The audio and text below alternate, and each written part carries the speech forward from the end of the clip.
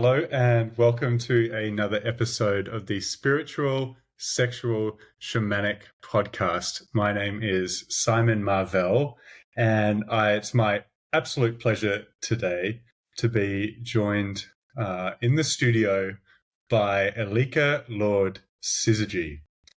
Now, Elica began her journey into psycho-spiritual work at the age of 19 as an involuntary recruit into the world of inner work and finding the self.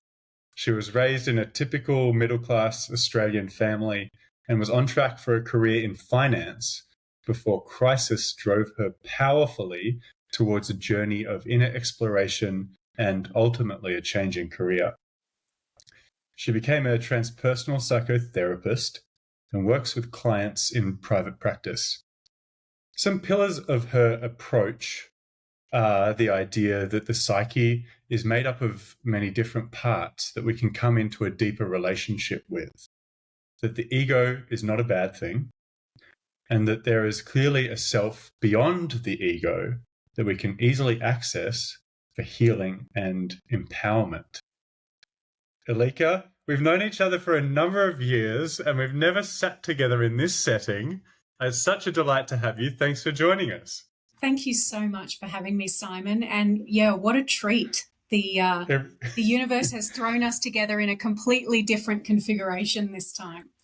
Right. Yeah, exactly. You know, It's we know lovely each to other be from here. Australia. You're friends with my mother. I And am. yeah, we spent some lovely time together, just sort of casually and socially, and this wonderful opportunity to have a chat about some really important current issues has arisen. So I'm very happy to be here. Yeah. Yes. And thank you so much for inviting me for this, what is going to be a very juicy conversation today, I think. And we'll Yeah. address some, very cutting edge issues that are in the collective conversation. Yeah. Yeah. Right. Yeah, for sure. So I wonder if we could start by just maybe learning a little bit more about you, sort of beyond the bio, because it's a really interesting journey. Like like I was reading a little bit more about you. There's a long sort of and deep yoga exploration in your background as well. Yes. I know you're now living in the States, so there's this sort of geographical big shift that's happened in your life.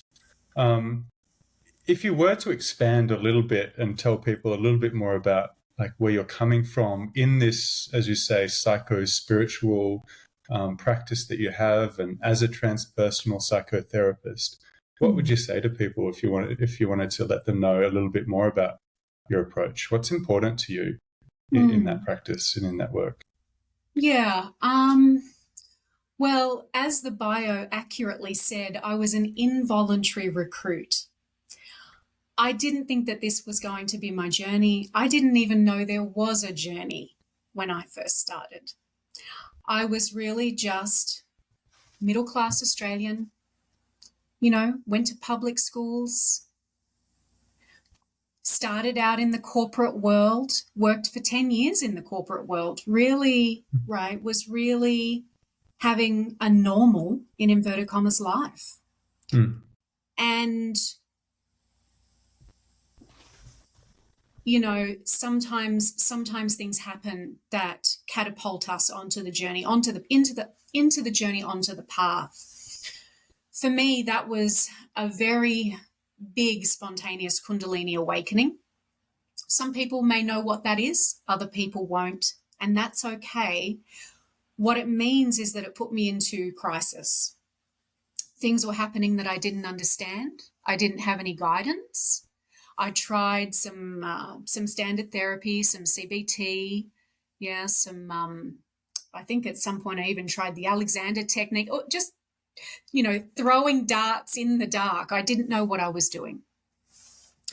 And I eventually, very luckily, met a woman who became my first therapist and taught me about mindfulness. And she set me on the path. She knew what Kundalini was. At that time, no one, the West didn't really have a really good understanding of what that phenomena even was and how it was actually a spiritual phenomena. And when I talk about it, it wasn't like oh, wow, I had this really big spiritual awakening and there was unity and love and consciousness. It was nothing like that. It was crisis. It brought up all of my stuff I didn't even know I had. And so all of a sudden I'm having memories and I'm having all kinds of, psychosomatic symptoms and, thinking I'm going nuts. So I had a whole relearning to do, a whole unlearning and relearning to do. And I just got very lucky. I had some very good guidance. Eventually along the way, I educated myself. I was interested in the transpersonal, right? The transpersonal psychology, because for me, this had become a spiritual path. Mm. So I did that training, and then I got very lucky once again when I found what we call IFS, or internal family systems therapy, which was, I had done my basic training as a therapist. And then as you do, once you have your foundational training, you can specialize. I found IFS completely by accident. At the time, I met one of 3 practitioners in Australia. It hadn't arrived in Australia, and now it's becoming a global phenomena. It's huge. You need to enter a lottery to get into a training. So that became a cornerstone for me, for my work and how I work. And so when we talk about the psyche being split up into parts, that foundationally is IFS's model, that the psyche is multiplicitous, has many parts. So we'll talk about that in our discussion today. But that wasn't enough for me. So just to finish the piece, I ended up following that spiritual calling, and I spent a decent amount of time at a school in Thailand that practiced Tantra, yoga, and Kashmiri Shaivism. That was my first serious foray into spirituality and a spiritual path. And since then, I'm now part of a Western esoteric school. It's in the Western tradition. So it's come out of come out of the work of Gurdjieff and the esoteric Western tradition, for want of a better word. So my whole experience, involuntary, guided, full of grace, and that has become a confluence of factors that guides my work, and really helps me. When you ask me what's important to me, it's to offer guidance, to offer support, and to help untangle what is often a very difficult, complex web of the ego, so that we can really know ourselves beyond that, so we can flower beyond that. Yeah, that's brilliant. If people are listening and they're interested to follow up on this idea of the Kundalini awakening, the spiritual awakening, and all the explosive nature of it, often, yeah, as you say, kind of it just comes upon you. Yes. We actually had an episode with Crystal Dawn, one of the ISTA lead facilitators last season, and she goes into some detail about her experience with that and how she came out of it. So people might like to follow up with that. But to acknowledge that in your experience and to acknowledge how you've crafted a practice, like a therapeutic practice out of this, what I'm really impressed by is the way you're weaving together like embodied states and also this sort of like psychological approach, right? Yes. This seems sort of totally fundamental and really important to some of the things we want to talk about today. And we have talked about this already, and we've kind of isolated, like you and I have isolated some talking points, or some things that we really want to address. Things like self-responsibility, groupthink, cancel culture, things like peer pressure, individualism versus relationality. So like when we maybe go into hyper individualistic kind of presence with ourselves and with relation to others, and when we like think more and we're able to be more in relationship with others. we've wanted to maybe think about authenticity. We want to throw these things into the pot for what we're talking about today, and maybe think about them specifically in the context of retreats, transformational group spaces, these kinds of learning. They're often learning environments, right, Yes. that involve groups of people coming together and really exploring deeply and powerfully. And often that depth and that power, it doesn't have to be loud with lots of movement. It can be very still and very silent, of course. So we're not wanting to sort of put too many characteristics on these spaces, but we want to think about some of those themes in that context, right? And it's interesting how like your practice as a therapist seems to be related to this, because I feel this sort of dialogue between the body and the mind, the ego, these therapeutic psychological terms, but also these embodied terms of like Kundalini, the energy that runs through our bodies. Yes. So this is bringing up just my sort of my opening kind of comments here, bringing up anything for you that you would want to say. I'd be very open to it, but also maybe offer the opportunity to define some of these terms that maybe we want to run with in the conversation. Yeah. Yeah, I think that'd be great because there are some psychological terms we'll use throughout the rest of this discussion. It's important to know what they mean in our context. So the first is, as I mentioned, IFS is one of my primary modalities. And the way that they categorize the parts of our psyche that we've already mentioned is broadly into two groups. One is the protectors. These can be called masks. These can be called defense mechanisms, managers of our life, right? They form the bulk of our personality. The other group they call exiles, and we can call these the wounded parts, the younger parts, the children, the parts of us that have been exiled and hidden, are often carrying trauma or undigested, overwhelming experiences, right? So there are nuances, but those are the two big parts.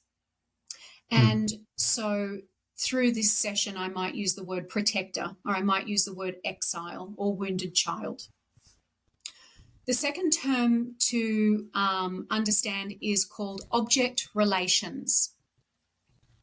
An object relation is an intrapsychic, an interpersonal relationship that we have with another object.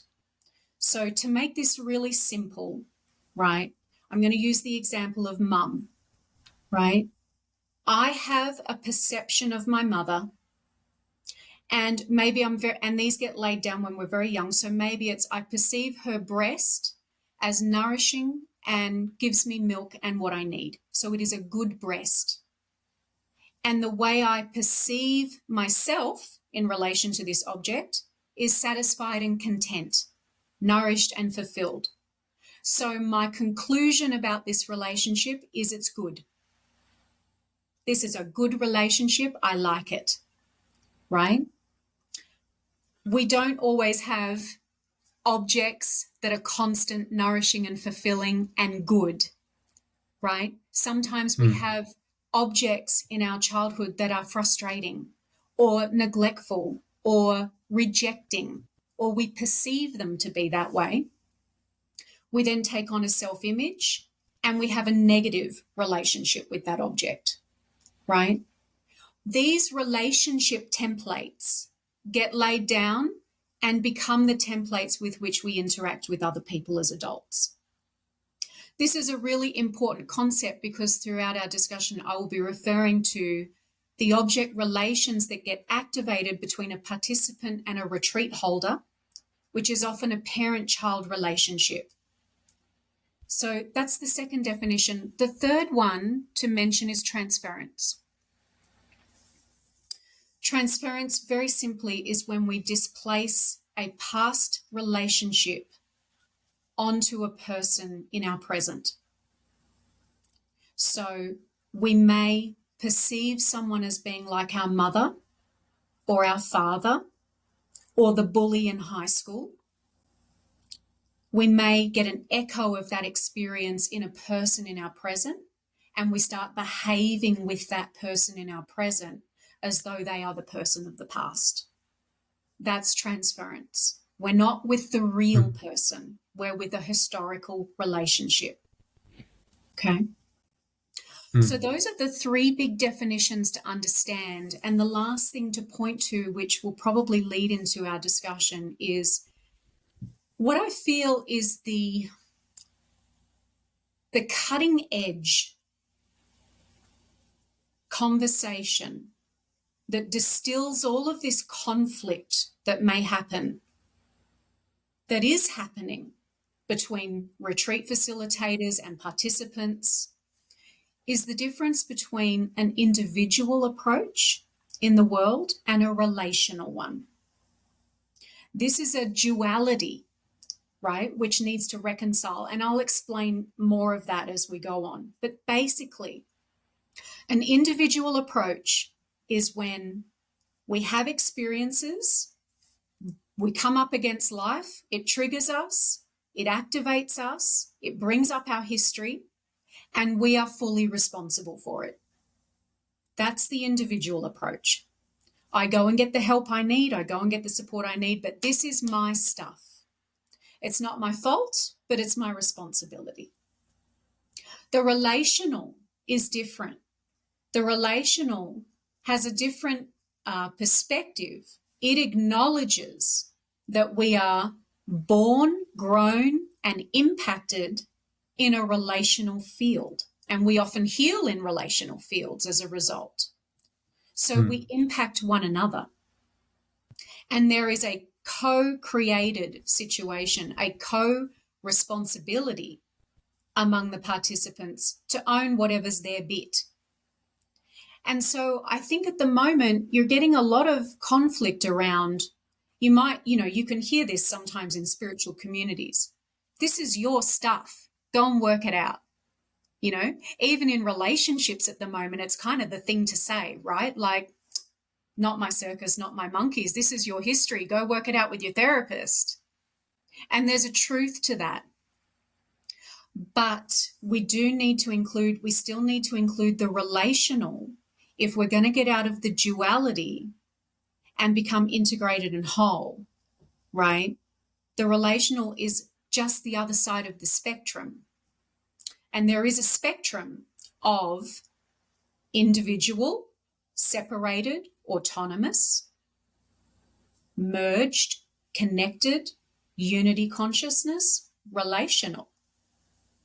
The healthy place, the integrated whole person has that right in the middle, has a balance, is autonomous yet connected.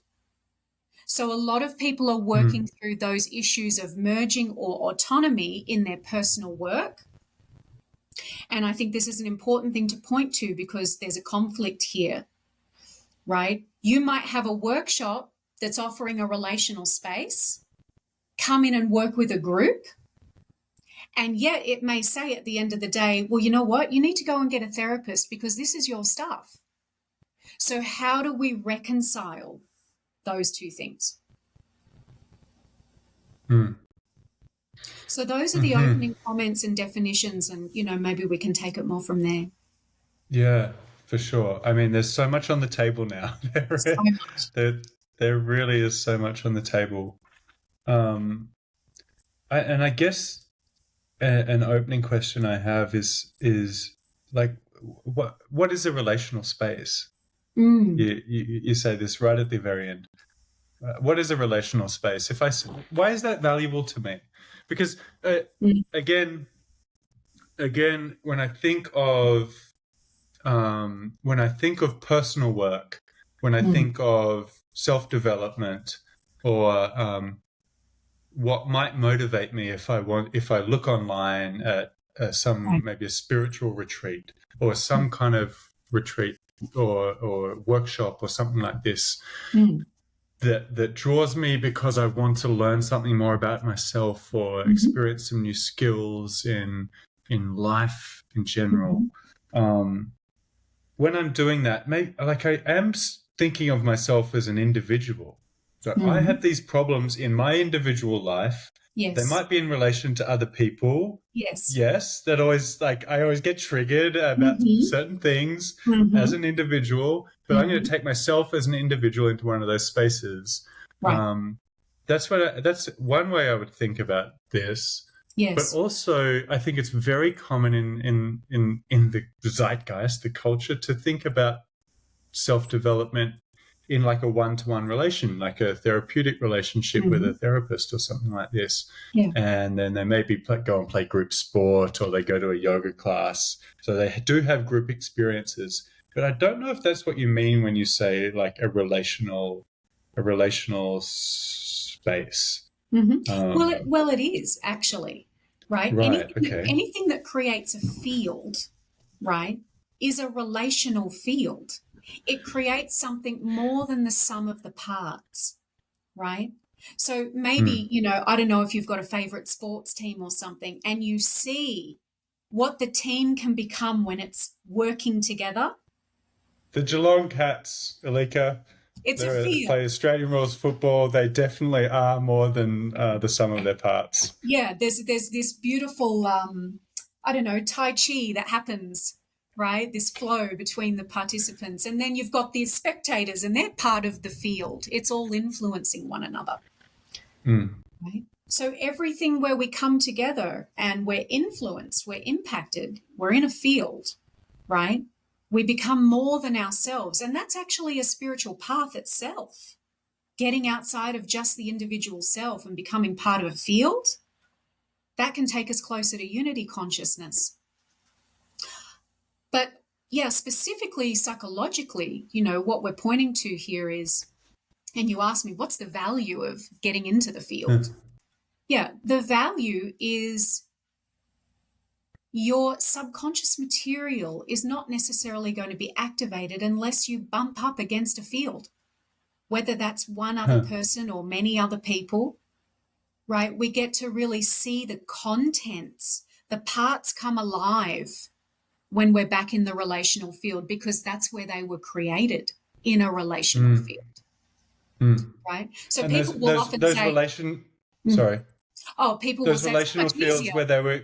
Sorry. Where those relational fields where they were created, that might be the family, that might be at school, my friendships as a kid. It could be quite recently as well. Yes. So you're saying that issues that, experiences I have, maybe trauma that I experienced in those fields, or even just like stuff that I learned, behaviors that I learned, doesn't necessarily have to be a traumatic.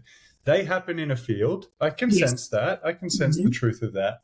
Yes. And for me to, quote unquote, heal it or experience some growth or learn new things in those areas, perhaps, because I got a sense of that in my psyche or in my body even, you're suggesting I need to go back into a field, in another field-like environment, for me to be able to open that up and grow in that area. It will be much more helpful to be in a field. I don't know if you've ever had this experience, but life just seems so much easier in a way when you're single. Like, like in some ways. Being single, look, to all the single people out there, I know that being single has its own challenges, right? But what I'm saying is the parts don't get activated the same way they do as when you're in a relationship. And sometimes people in spiritual work will say, oh God, relationship is the fastest, hardest spiritual path there is.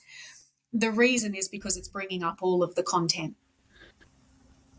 I mean, just that example is so interesting, because I can say, it is a bit easier being single. You just sort of, you make executive decisions about your life constantly, and it just happens, within reason. It's easier to make it happen. But there's still this desire to enter into the field of another person and into the, we might say transpersonal field of the relationship. It feels like a very primal urge to go and do that, despite how difficult we might know it is. Absolutely. Well, I think it's where the healing and the growth happens. I think it's where the evolution happens. And this doesn't have to be a romantic relationship. It can just be a group of people doing the work together, right? A conscious community where you have men and women circles and they sit down and they go, you know what, you trigger me like this. Like just those situations, we can really grow and do our work. Yeah, right.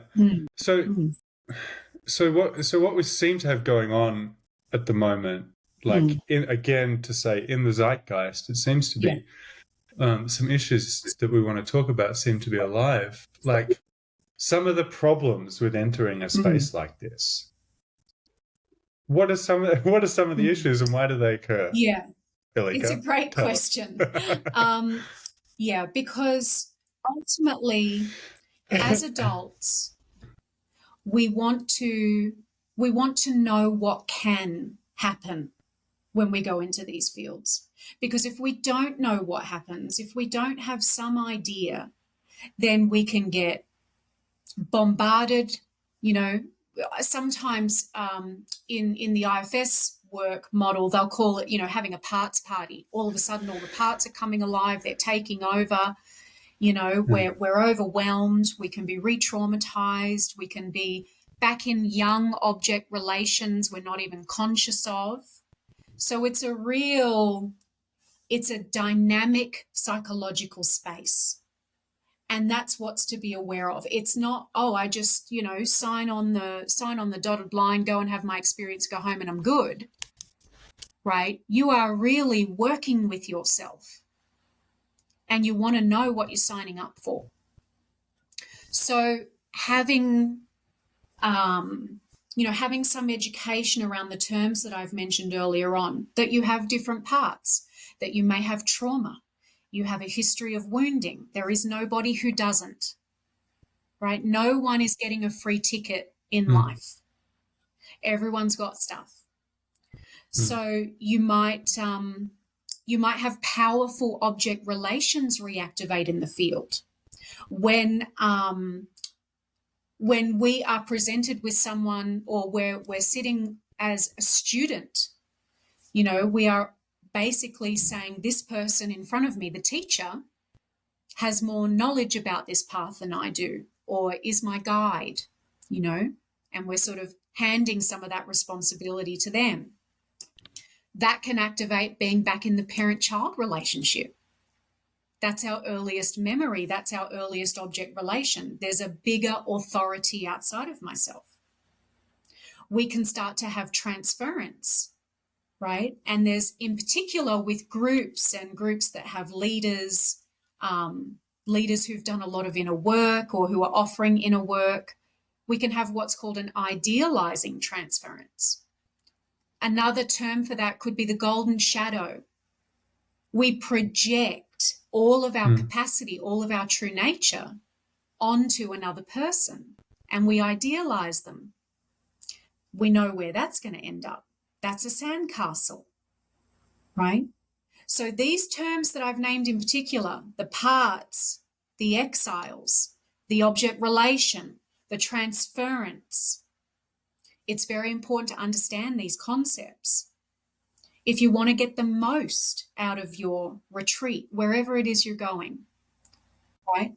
If you go in without understanding these basic psychological concepts, all of a sudden you might be re-traumatized, or you might be falling into peer pressure, or you might think that the teacher is the bee's knees and is the love of your life. Those kinds of things can happen.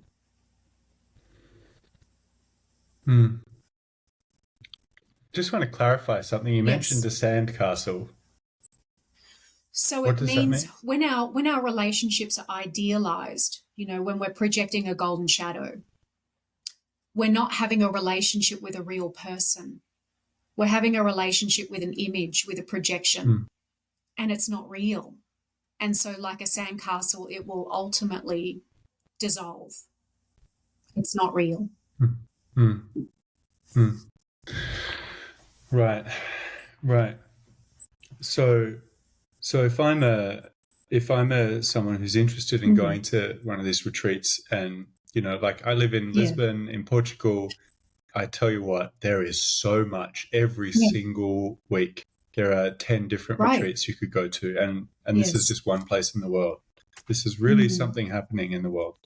And if I'm a person who's interested in going to one of these events, what you're saying is that I should be aware that when I walk in, I'm going to be taking my history with me that is registered in my psyche, in the thoughts that I have, the ideas that I have, in the way that I behave. It's going to be registered in my body, and I'm going to walk into that experience, and it's likely that the experience, just by the very nature of it, will bring up, quote unquote, will activate some of those old things that I've learned in my life previously. And there'll be a kind of, I guess the word I want to use is conflict between what's presently happening in that experience and what I've brought in from my history. And some wild stuff can happen. It's a good way to phrase that. Yes. And you seem to be saying, and one of the things that you've highlighted is that I can walk into a setting like that and kind of walk in as a child, looking at the facilitators perhaps as a parent, and be playing out that relation, that object relation, as you say, like my relationship to the parent figure is a kind of object relation.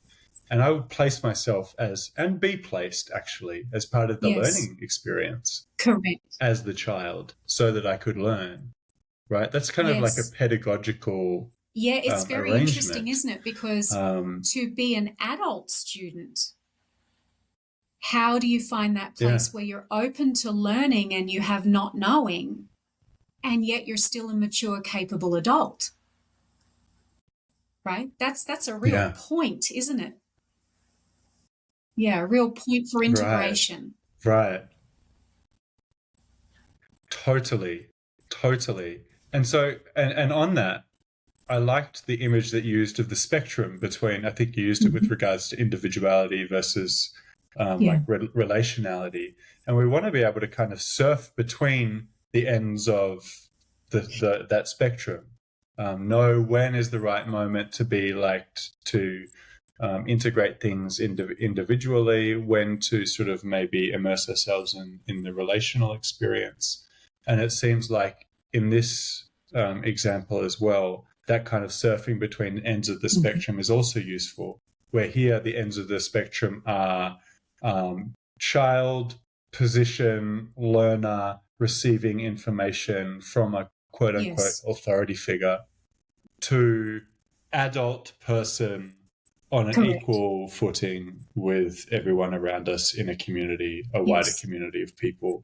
And there's a kind of mastery, I guess, that you can get knowing where to place yourself. And as we're sort of naming this, I just want to acknowledge this is not easy work. It can take years to integrate where you can surf that spectrum of being an individual and yet connected, or connected and still autonomous. We have to really work through our history to get that integration, to get that fluidity, right? To be both simultaneously. Yeah.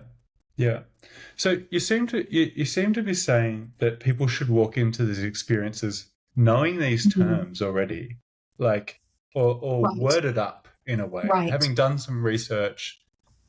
How realistic is that? My sense is that not that realistic. It's not, because not everybody is called to the therapeutic path. They may be called to go to this retreat, and that's the first piece of work they've ever done, right? So we have to respect that people show up in different timing, in different ways. And, the best idea that I have for that is for anybody who's listening to this that runs retreats, who know, to be worded up and to be able to somehow communicate that, whether it's in the writing on their application form or the introduction, the intro sharing circle. These are some of the things that could come alive for you, right? So I think it's in the benefit of an organization or a retreat facilitator to to name this, to really put it out there, not expecting the people to come in to know, right? Because it's actually better for them. The retreat facilitator is going to have a better experience if they know and they're naming the potentials, like what can happen here. Yeah.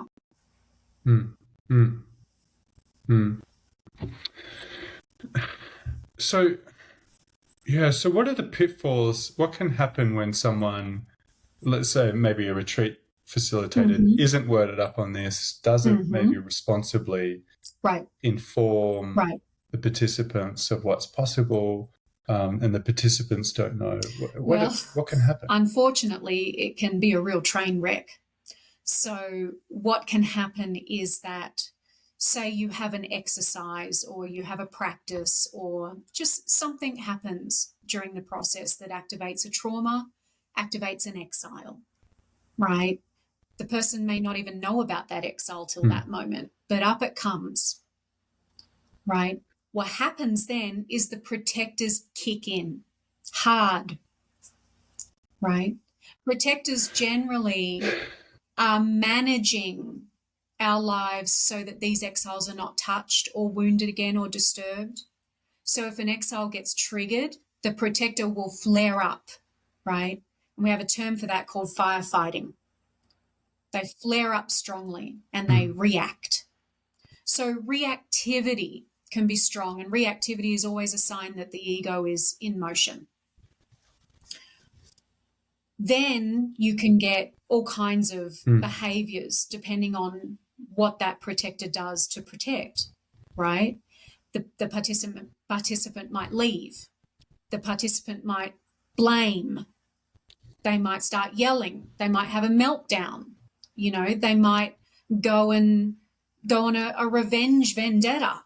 I mean, there are all kinds of things that protectors do to keep exiles safe. And now you've got one that's like a reactive raging bull. So it can get pretty interesting, right? And it can spiral out from there. And you were talking about cancel culture and these kinds of things that are happening in our world today. Well, those are protector-led initiatives, right? So all of a sudden now the organization is being shut down or being, excluded from,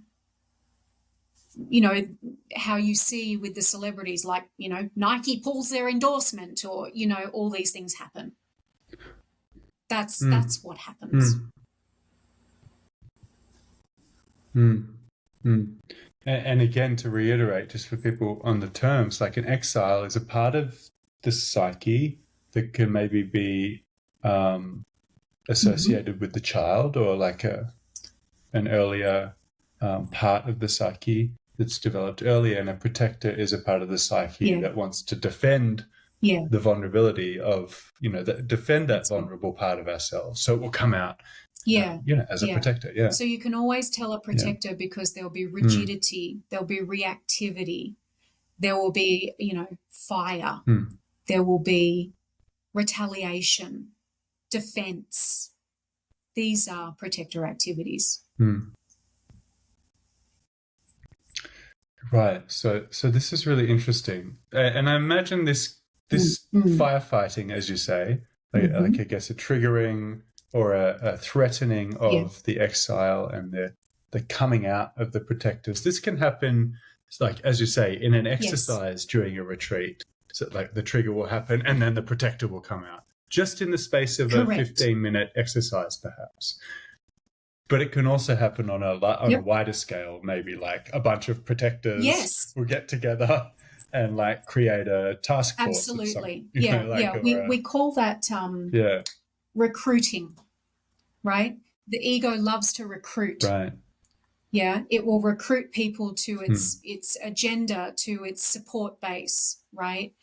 And that's what it does. That's how it keeps itself going.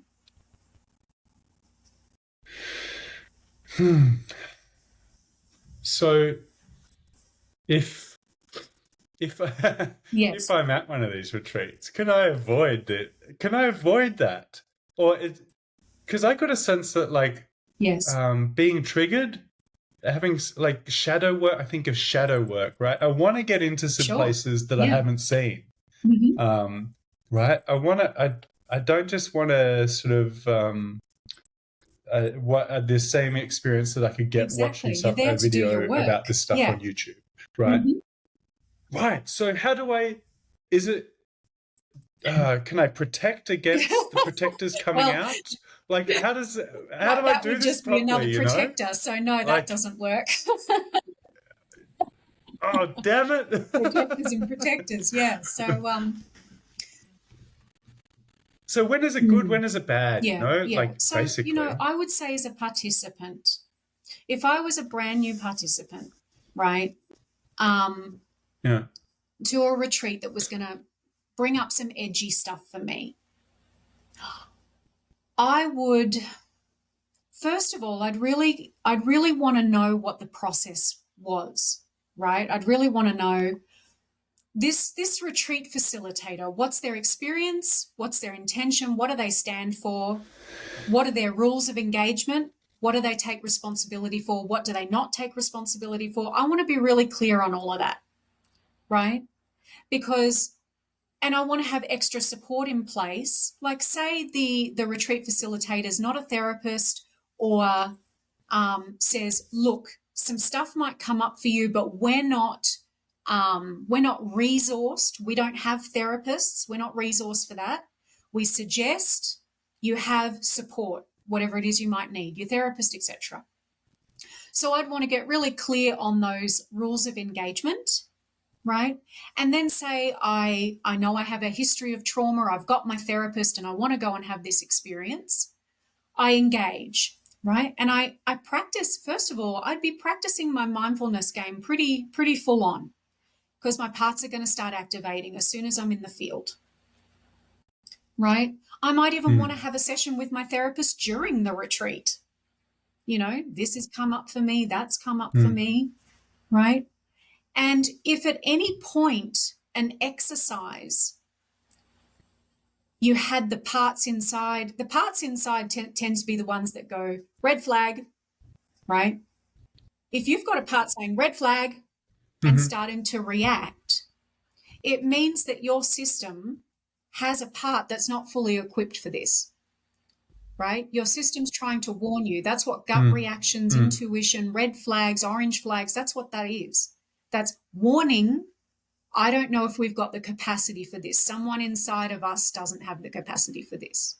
So I'd sit that out, right? I would sit that exercise out. I would titrate, is another psychological term, which means to just touch those edges gently, whether it's trauma or a big experience, just touch those edges gently in a way that I can stay integrated, so that I can stay grounded. In another word that IFS uses is the self with a capital S. This is not a part. This is not a protector. It's not an exile. It is the big self. There are many, many different words across the traditions for the self, but just take it to be your most mature, wise, integrated, grounded adult self. Okay? In the big spiritual traditions, it's the everything. It is, you are that, right? But when we're talking about just being a human being, it is your wisest adult mature self. If I'm losing touch with that, I'm going to take some time out. I'm going to inquire, right? I'm going to titrate my own experience. But I'm someone who's got a lot of experience. I'm someone who knows about the parts, who's done a decent amount of work. So I know where those edges are. I know how much I can lean in and how much I have to lean out. Like I said, this might be a participant's first experience of inner work. They don't have those skills. So this is the conversation, right, between self-responsibility and our retreat facilitators being responsible. Who shoulders the responsibility, knowing that could be the case? That's the conversation I think we're really having, on some level. Like, where does responsibility lie? If I've got done lots of inner work and have lots of self-capacity, I can probably just carry myself through the whole retreat, no problem, right? Sign on the dotted line, no problem. I'm self-responsible. I can lean into the field. But for someone who's brand new, doesn't really know what's in there inside, they might need a little bit more guidance, right? This could happen. Get extra support. Whatever the organization has decided is their rules of engagement. Right. I've got a question about control. Like, is there ever an instance or a context, maybe specifically in the retreat space, where it's okay to relinquish the control that we might have? I imagine yes. I imagine it depends how. But there's something in the way that you describe, like being so aware, right? And it's really good to know, okay, there's a part in ourselves that has a red flag. Yeah. I'm going to set this one out. What if that puts me to a state of hypervigilance and an unwillingness to kind of, for want of a better way of phrasing it, dive into an experience where we might learn something we wouldn't have predicted? Yeah, that's a really great question, and I can only talk from personal experience about how to navigate the ego, its various defenses and traumas, right? It is a tricky beast. And we can have self-like parts, which are other parts of our ego that look and sound very mature, that can try and run the show, right? Oh, but this experience is good for you. Don't worry about it. You'll be fine. We need to grow. This is where it gets subtle. You always need to ask your parts, right? The first thing is, if I have a part of me that is unsure or scared, I need to stop and I need to check in and say, do you need anything? Do you need me to stop? Is this too much? We can only go to stay integrated and to digest our experiences. We can really only go as fast as our slowest part, right? So not deciding, the ego often wants to decide what we need to do, what's good for us. So one of the most important skills we can learn with internal work is listening. What are these parts really telling me? The self is always fine, right? I don't know if you've heard these stories about some of these spiritual teachers, they'll take, a whole load of LSD, sit there and meditate and go, that was interesting. Okay? The self is fine. The self has all the capacity we need to live this life, all the capacity to integrate every experience. That's the power of the self. The parts, the ego, they don't have this capacity. We have to be careful to just move with compassion at a pace that they can handle, right? And when we can do that with deep listening and compassion, it starts to open of its own volition. The parts start to really trust us. They start to trust that we're listening, and then they start to let go. They're like, you know what? Maybe this self really can protect me, hold me, keep me safe, is listening to me. When we can engage like that, our capacity can grow exponentially. A lot of people are putting the cart before the horse. A subtle ego part is in there saying, just push the boundary here a little bit. Just go here. It'll be fantastic. Oh, don't let the inner child control your life. Things like that. But the truth is that you're always going to feel like you're in a three-legged race if all of your parts, especially the most vulnerable ones, aren't on board, right? Believe it or not, there are teachings out there that the exiles, the inner child, when you've really done your work, dissolves. It's not there anymore. A lot of people don't know that that's a possibility.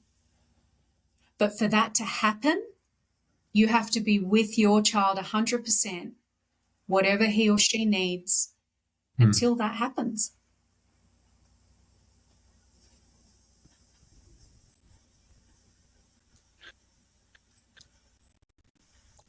So if I'm a retreat facilitator, what are some of the things I can be doing to provide this experience? Yeah. Well, titration's a really important word. You know, it's funny how people have a love-hate relationship with these spaces, with these transformational fields. They're drawn to them, you know, like they're drawn to the light or they're drawn to the honey. And yet when the holding is not what they need or the process really triggers them into something, then they switch to the hate, they split, they paint it bad, right? Titration is the key. You know, if we really, let me just, you know, flesh this out. Like, if we have retreat facilitators and organizations that name very clearly, this is what we are, this is what can happen, this is the extra support you might need, as we've discussed. Say I enter a retreat within a really solid framework, and there's a process that's happening that could really push my edge, really put me back into a piece of history that's difficult. That needs to be titrated. That needs to be, let's touch that gently. Let's touch that gently. Do you need to stop? Let's stop. Are you okay to go? Check in with the slowest part of yourself. Okay, let's go. Because what is so important to say here is that we are all souls.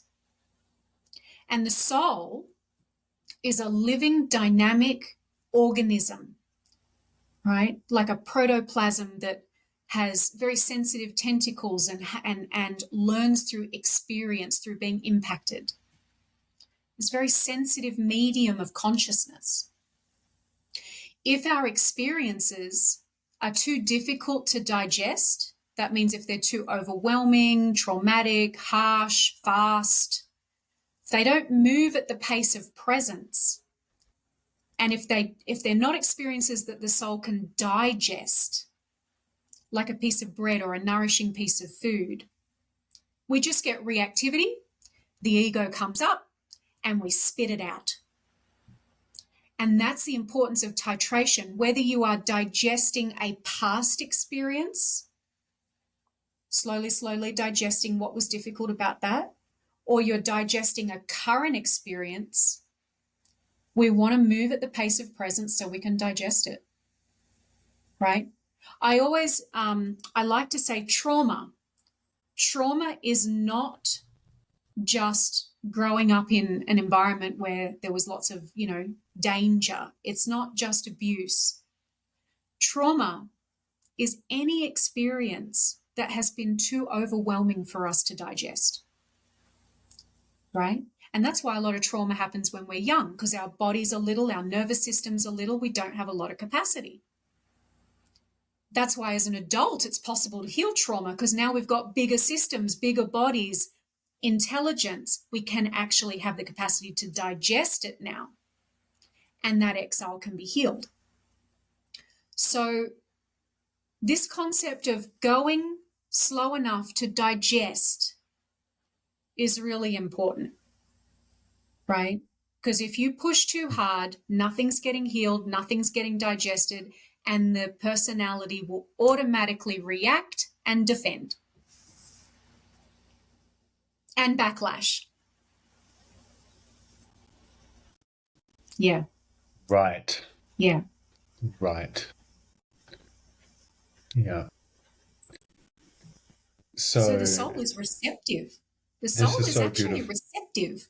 Mm-hmm. And the soul wants to have these experiences, but in a way that can be digested, that doesn't disintegrate us, that doesn't trigger us, that we can eat the nourishment and be nourished and grow. Yeah. Yeah. You've got goosebumps, Yeah. Elica. Well, presence sort of just showed up then, right? Like we were moving, we were talking about that movement where we can start to feel again. So many of us are so numbed out, so dissociated, traumatized, pushing ourselves, run by inner critics. We're not open in that protoplasmic sensitivity where we actually can digest things.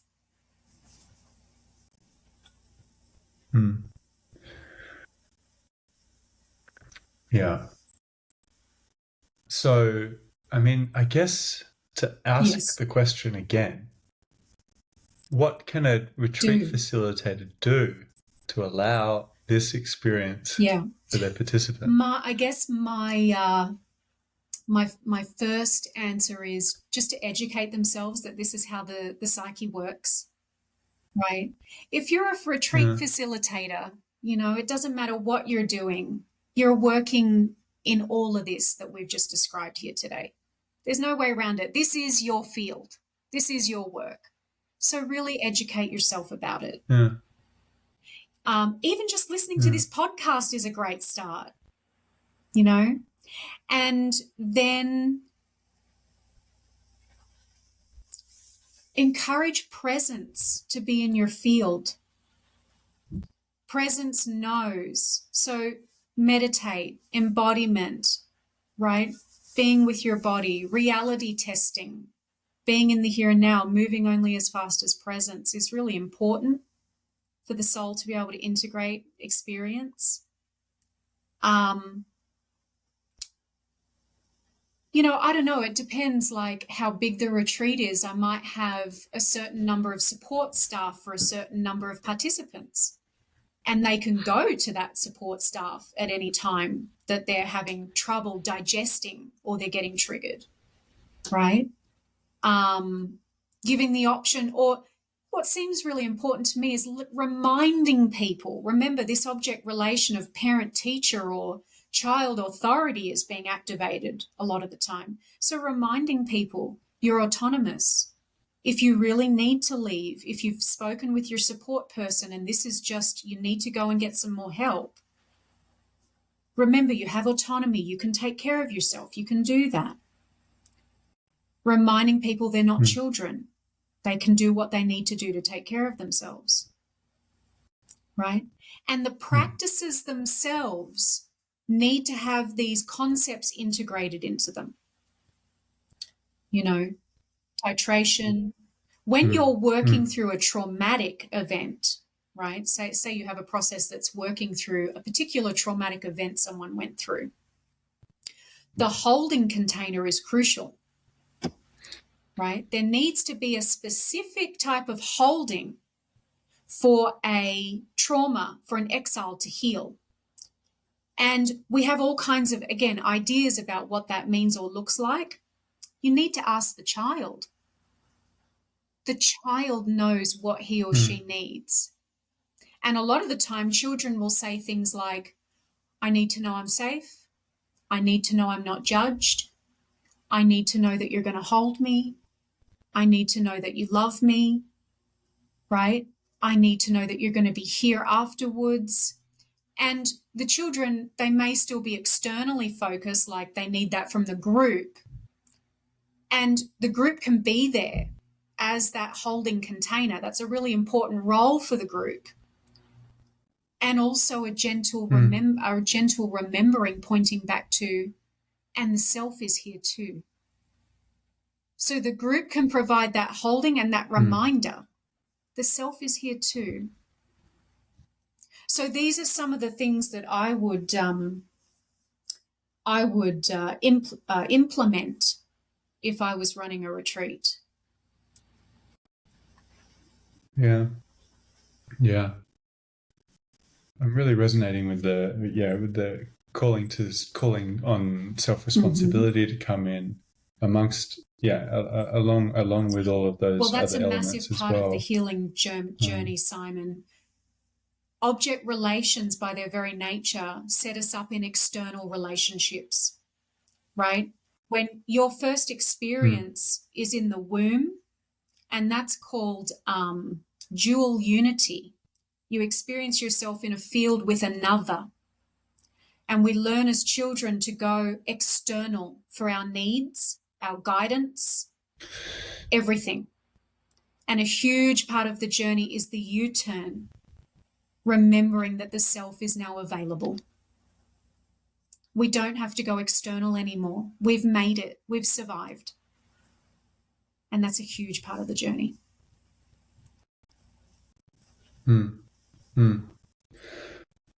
At the same time as always remembering that we're not limited. Correct. Relationality. Right. But relationality becomes something different once the exiles have been healed. Yeah. Right. What does it become? When you have people that have, worked on their spectrum of individuation and merging the issues there, like I said, you become a person that is, well, first of all, not parts-led, right? Not saying that you won't have any parts. The ego is a complex beast and takes a long time to work through, right? You're always going to have parts, but you're not led by them anymore, right? You're self-led. Self has the balance of control. And you are not afraid of being swallowed, or you don't get lost in the group, right, which are the merging issues. You don't hold yourself in an ivory tower like a fortress, which is the individual issues. You have that flow, and people are adult and self-responsible, and you're taking care of your exile's needs. So what's left? Contact in the here and now without baggage. People sharing their journeys and becoming a field that is individuated and yet connected. A beautiful, mature experience. Yeah, that's the potential. Wow. Is that all? That's what we're working towards. Yeah. So, I'd love to stay here, but if someone has an experience that does not feel like this,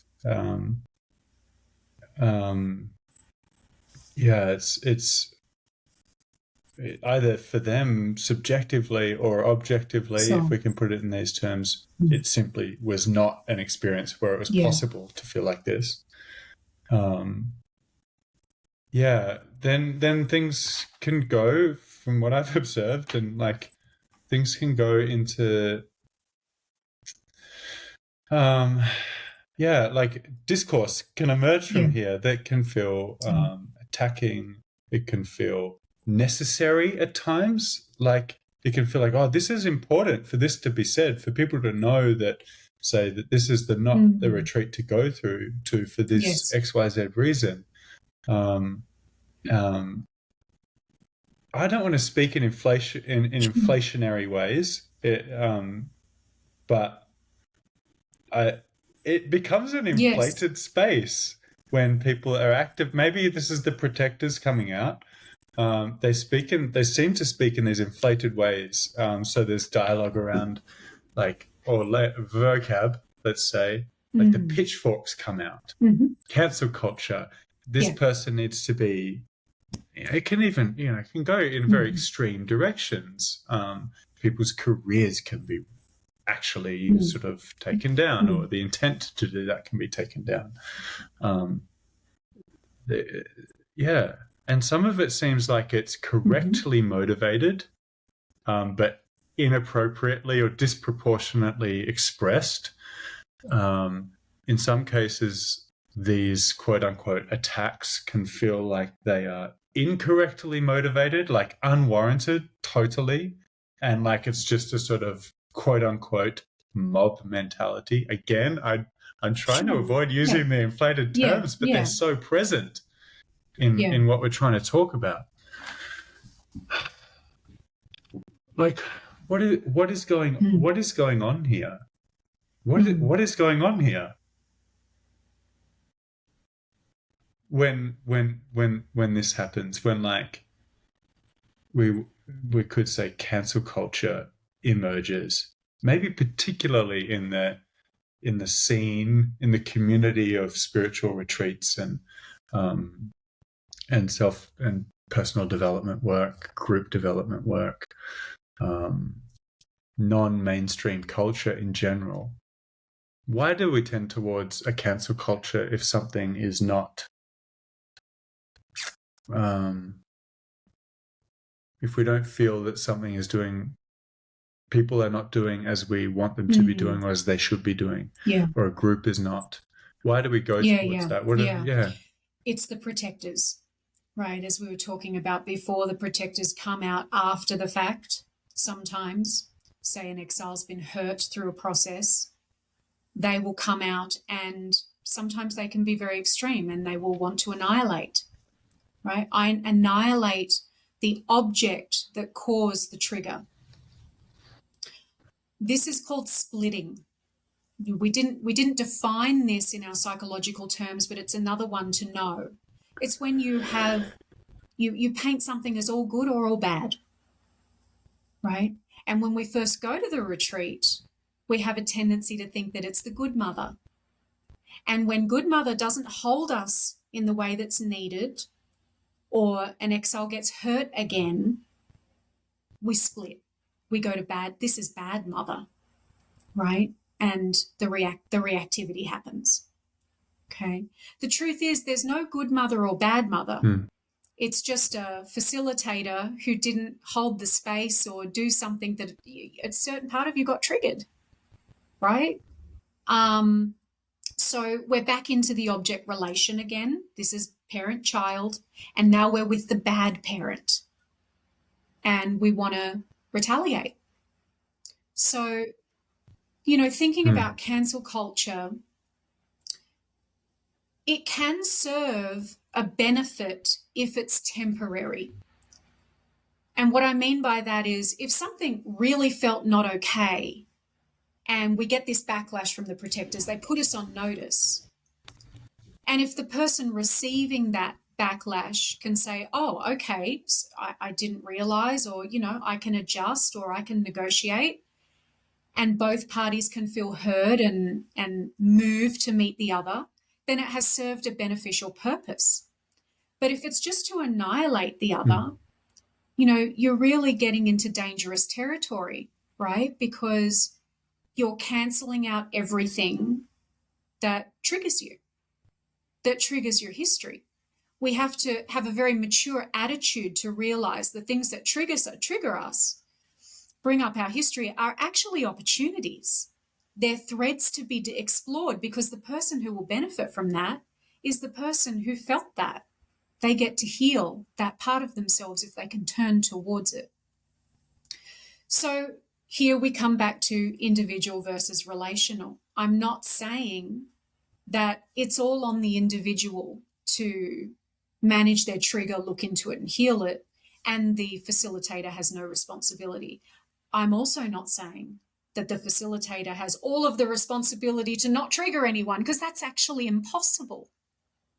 It's impossible.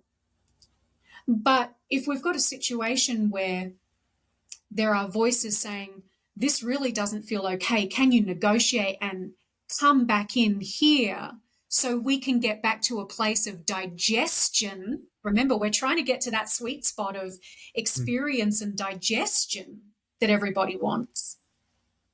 Then it's okay. But if we're just splitting into the bad parent, the bad mother, I want to get rid of you. And that's what a lot of things, this is what's happening. We're actually losing an opportunity to find out what was that piece of us that needed some healing.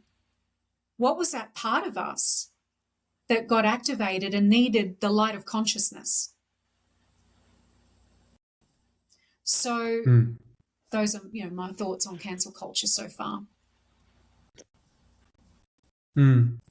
What if it's not just a case of errant facilitators? What if the culture is rotten?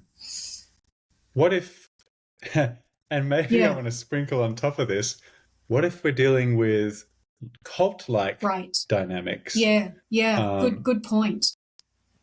You know, but so like the discourse around that, what if it's necessary for it to be strong and kind of unreasonable because it's a cultural problem that they're trying to deal with? Yeah, well, now you're really expanding this out to a macro level.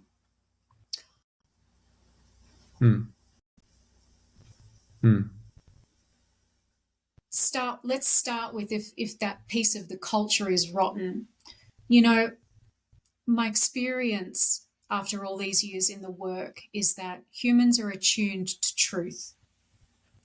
They're attuned to wholeness, to growth, to guidance, true guidance, and truth. That's what our antennas are. So when the collective starts to dissent, right, they're pointing to something that's out of alignment. They're pointing to something that needs an overhaul. And change is constant. And so that's what that's what our histories of revolution and, the right to protest, and that's what all of this is, right? It's realignment. And I think that it's really important that we keep realigning ourselves, that we keep checking our compasses, that we keep moving towards the truth, And so if you have a situation where you've got a group of people that are dissenting and really unhappy with another group of people, ideally, both groups can sit down and, this is what the Marshall Rosenberg, the founder of nonviolent communication, this was his teaching. Sit down, listen to the other. Where are you out of balance? How do you integrate into the whole, right? And how do you communicate with one another that facilitates that? A lot of the time we get into our positions, which is protectors, and that just creates a lot more division. That's what we see in our world everywhere.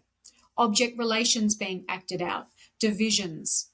My pole is in the sand. I'm right, and so therefore I am righteous, right?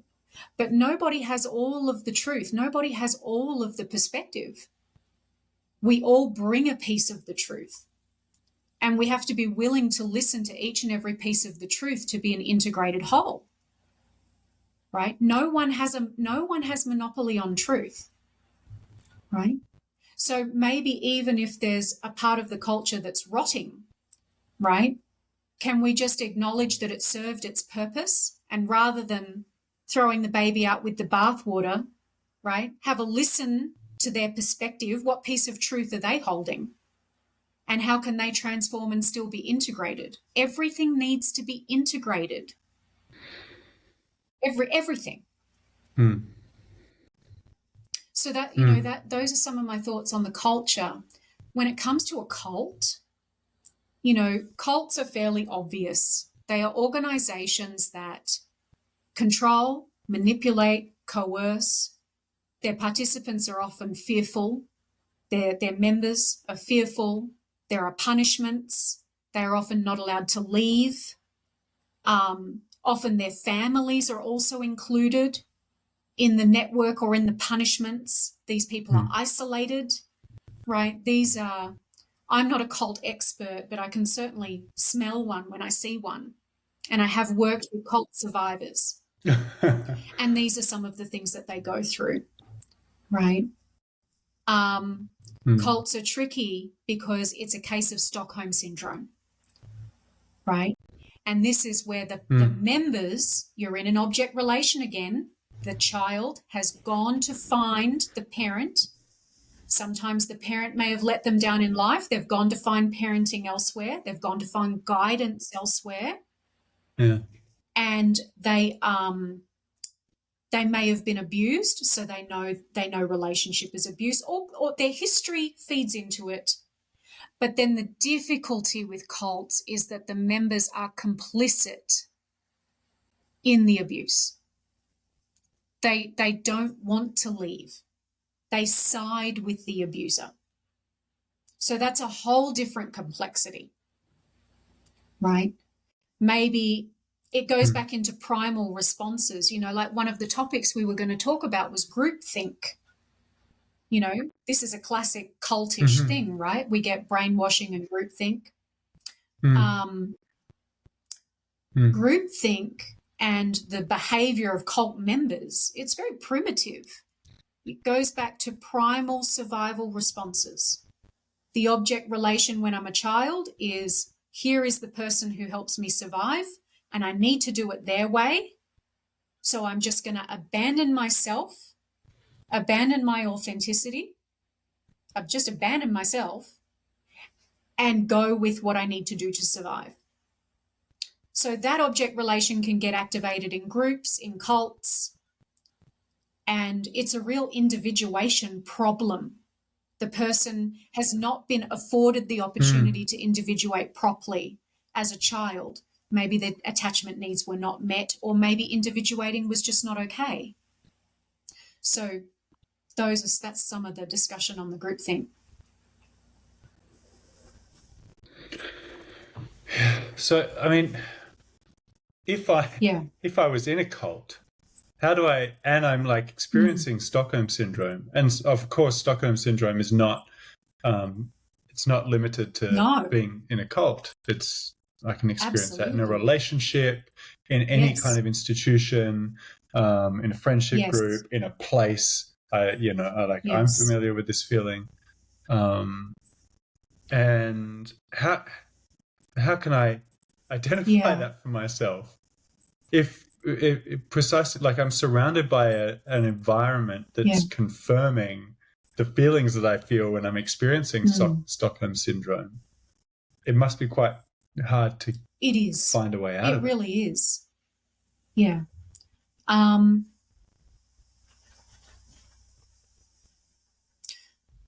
parts work is very useful for these kinds of things because it is a part of us that is experiencing Stockholm syndrome. It's not all of us, right? And for some of us, it may feel like a very big part that we're really identified with, therefore we can't see. This is why mindfulness practice is so important. You need to have mindfulness to be able to see your parts. Seeing your parts is half of the battle, right? And when you can, when you're using a therapy or you have the guidance to be able to see, oh, there's a part of me that is a Stockholm syndrome part, or, an abuse survivor, or whatever it is, that part got that part in that trauma bond, then we can start to unwind it. That's why this disidentification with the parts is so effective for us to heal these types of things, because those are very complex, difficult places to get out of. We have to be able to see it first. Yeah. And you can only see it if there's an awareness that's outside of those parts.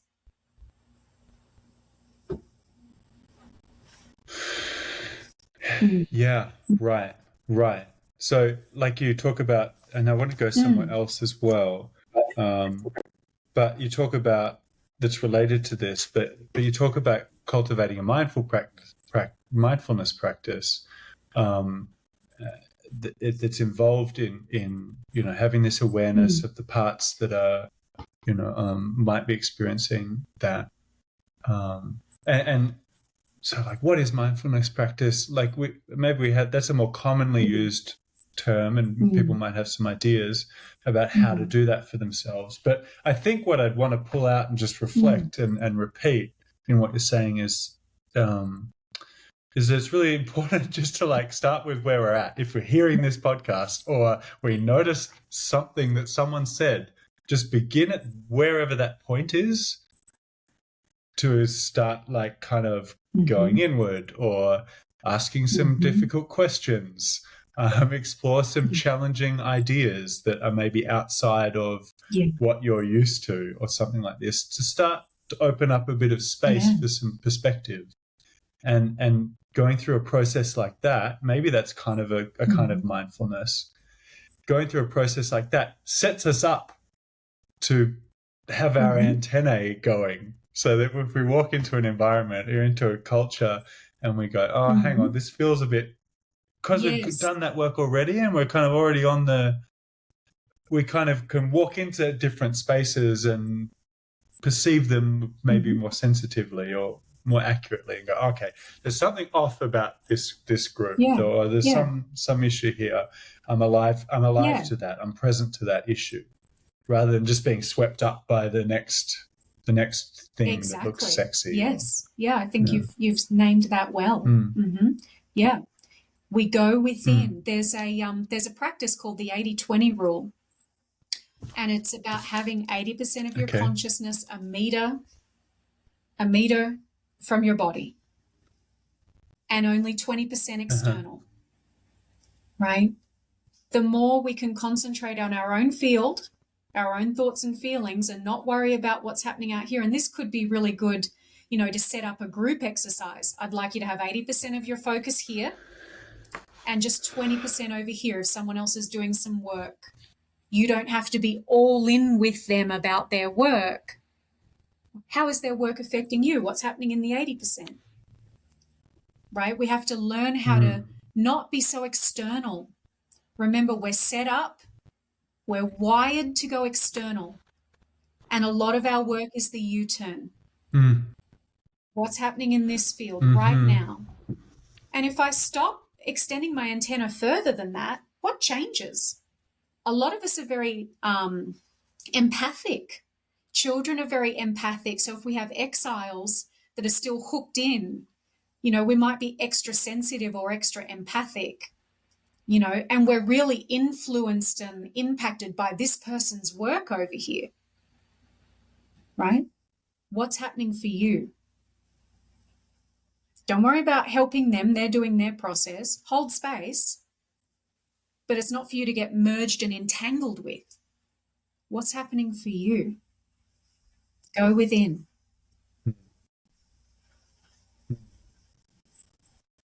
I love this 80-20 awareness. My next question is around how does an organization protect against becoming a cult? Yeah, that's an amazing question, an unexpected one. How do they protect against becoming a cult?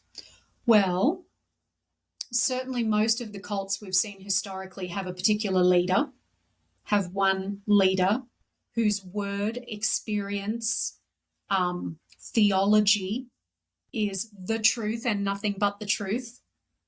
So I'd like to remind our listeners, everyone is holding a piece of the truth. No one has monopoly on truth, right? And everyone has the capacity to have their own journey, their own experience, their own self-realization. That looks different for everyone.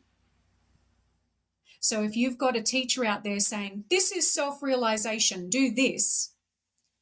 Well, like that old spiritual metaphor, maybe they've just got one foot of the elephant. All of us together, in all of our perspectives, hold the whole picture.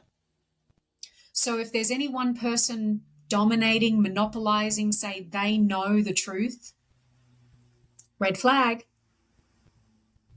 And if you have practices that are obviously harmful, violent, re-traumatizing, disrespectful of the autonomy of the person, their body, right? That's clearly a red flag, right? It's when I think of a cult, I think of people living in subservience. I think of this object relation of the parent and child. And this is the ultimate parent. And guess what? Who is the ultimate parent? It is a projection of our golden shadow.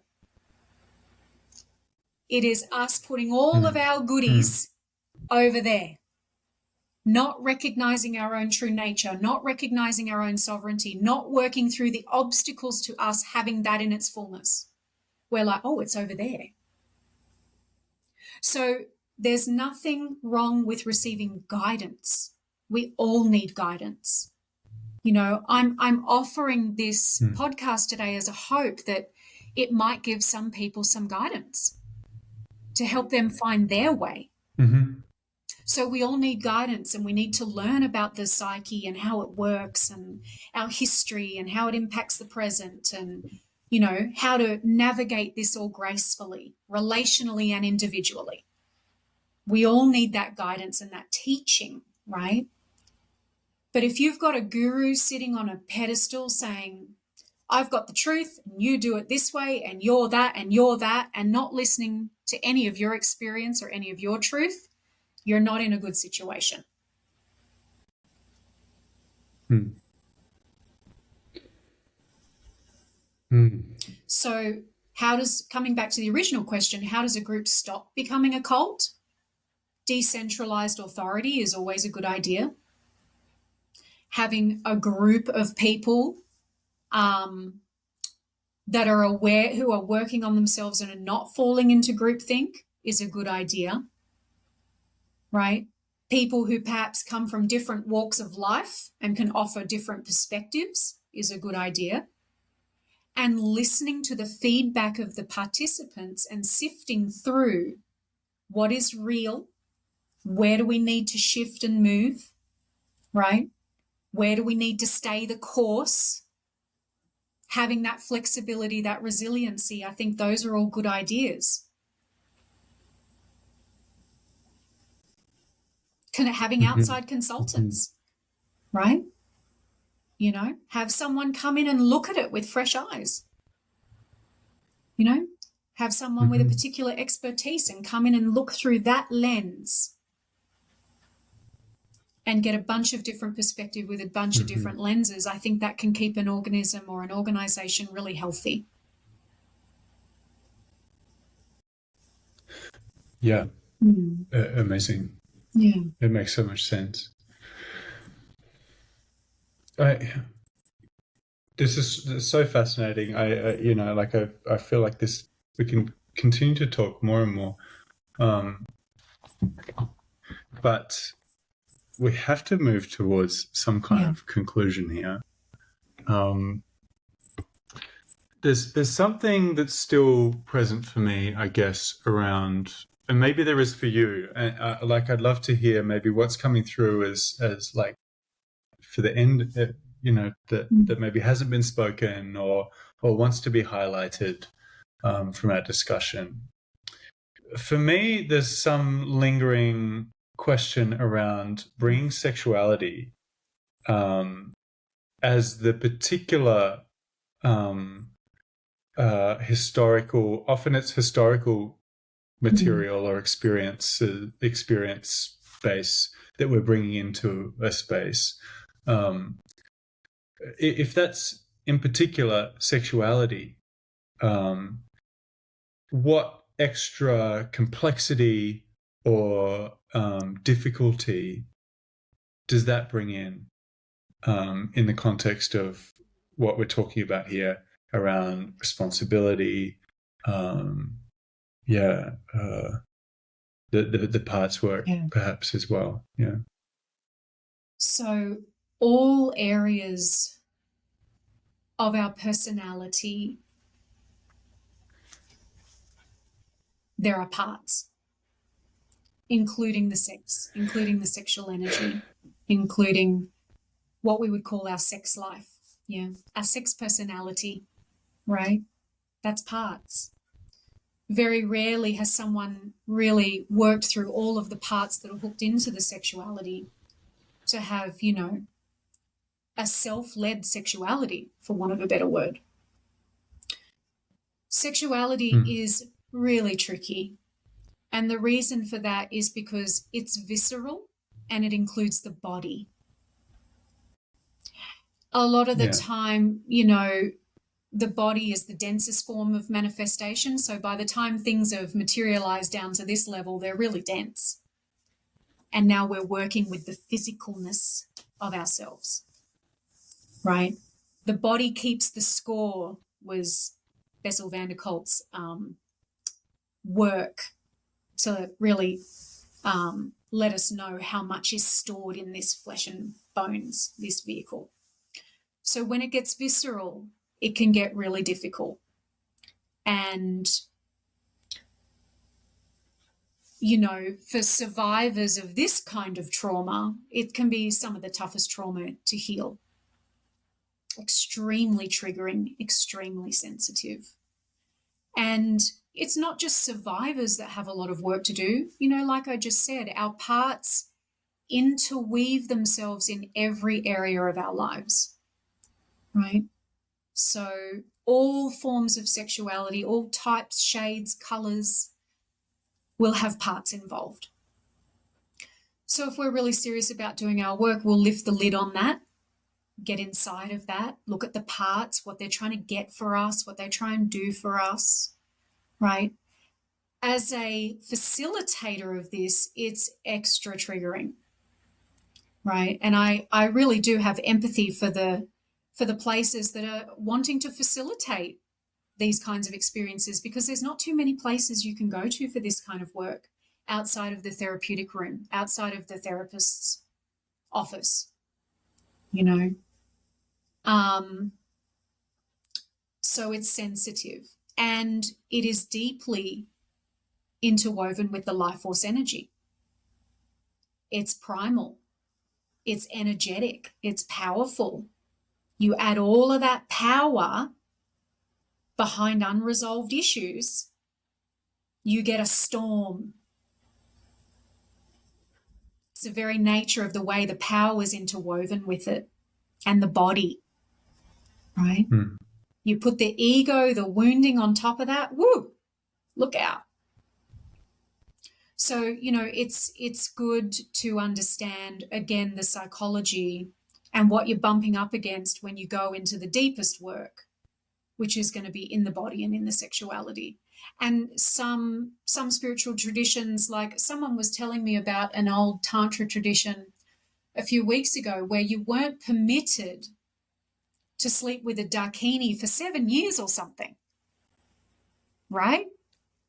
There's a reason for that. There's a wisdom in that, you know. And I know that the tantric Buddhist traditions have similar rules of engagement. I agree with being discerning and having an ethical sensibility is what I would call it, right? Because from what we have unpacked here today, all of the factors, like I said, this is a dynamic, loaded psychological space. Any retreat, and then you add it, if it's a sexuality retreat, just amp that by 10 because of the inherent power that we're talking about that's in it. When the power, you know, we can call the power all kinds of different things. You can call it Kundalini, life force energy, all the, you know, the different terms we have for it. When it's active, it gives life. It brings life. So when I said I had that Kundalini, involuntary Kundalini episode, and it wasn't wonderful, it brought life to all of the seeds of my issues. I was just in an issues storm for a long time. So that energy is going to give more life to the issues that are coming up in the field. So not only now do we have to have a sensitivity and a mindfulness and an awareness and educated approach, we now need to realize we're going to add power into the mix. We're going to add body into the mix. We're adding sex into the mix. And that requires a very strong verticality, is what I would call it. You got to bring your mindfulness game, have done a decent amount of inner work, right? There's a 7-year rule for a reason, because all of this work that we do on ourselves, none of it is wasted.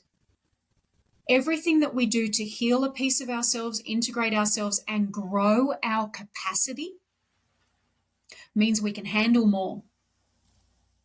We can handle more of the power. We can handle bigger experiences. We can handle more presence. We can handle more reality. And that's what all of us want. We're not just here for the integration, the healing. We're here to grow. We're here to have all of that capacity, which we know is our birthright somewhere inside of us. We know that. That's why we're addicted to Marvel movies. We love superhero movies. We love holding celebrities as icons, as we love our archetypes. Because we know there's something real in it. And this is how we build our capacity. By doing our work, we can realize these potentials in ourselves and ultimately realize the true nature of who you are. Yeah. So that's what happens when we give the kicker with the sexuality. Amazing. From my end, this is a wonderful place to leave it. Yeah. Elica, is there anything else that's bubbling for you that you would want to add? Or would you also like to there is leave just it one here? piece. Thank you to everyone who has listened this far. I hope that you have taken, something valuable from our chat. I'd like to come back to moving out of these object relations, right? These imbalances of power that get set up very early in our lives, right? And remind everybody you have a self which has lots of capacity, and you can heal everything that needs to be healed with that self, right? And remember that when you go to a retreat, or you go to a spiritual school, or you're listening to a spiritual guru in India, right? They're only holding a part of the truth, and they are a human. They have stuff too, right? They are not immortal. They have transference, baggage, history, wounds, parts. We're all human. We're all in it together. And we all want to mature and grow up. When you're a little kid, you can't wait till you're the next birthday. Oh, I'm this many, and then we spend the rest of our life trying to be, in our 20s again, right? Like, oh, that's enough, right? But when we're a kid, the natural impulse is, I'm this many this year, because there's a natural impulse to grow, to mature, to have more capacity to reach our full potential. So I just want our listeners to remember we've all got stuff, we're all working on it, and this is your potential, right? Doesn't matter what retreat you go to, receive the guidance, receive the wisdom, but that person is a human. And to remember that we're all working on being human. Yeah.